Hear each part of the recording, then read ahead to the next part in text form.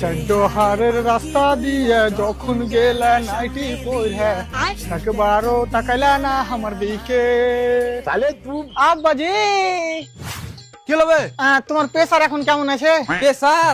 তোর মতন ছেলে থাকলে প্রেসার খালি ওপর নিচ হইতে থাকবে। কি হয়েছে সেটা বল। সেরকম কিছু হয়নি, আমি জুয়াতে ৮০,০০০ টাকা হেরে গেছি। আমার রক্ত মানি করা টাকা। ভালোর কথা, তুমি তো বড় দাদুকে বোকা তো মানে নিজের নামে জায়গা জমি করলেছিলে। পরের বছর তো টুটুর পাঁচা হবে উল্টালটা কথা বললে। যা মোটরসাইকেল বাইর কর, ভুরকুন্ডা থেকে হার লেগে এক বান্ডিল বিড়ি গালা লিয়ে গে। বিড়ি নাই, বিড়ি শেষ হয়ে গেছে। কই মোটরসাইকেল? কেন বে হারকে মোটরসাইকেল কি হলো? ওই মোটরসাইকেলটা বিক্রি করি তো আমি জুয়ার টাকা গালা শোধ করেছি।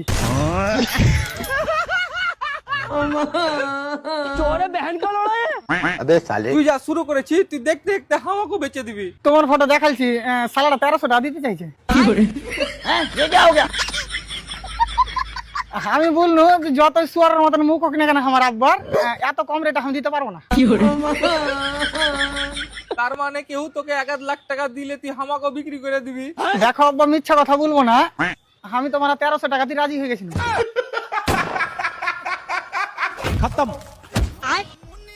আব্বা মরে গেলে নাকি? अबे साले আমার মরে গেল, লাভ আছে, বাড়ি খান তো পাবো। ও মরনি।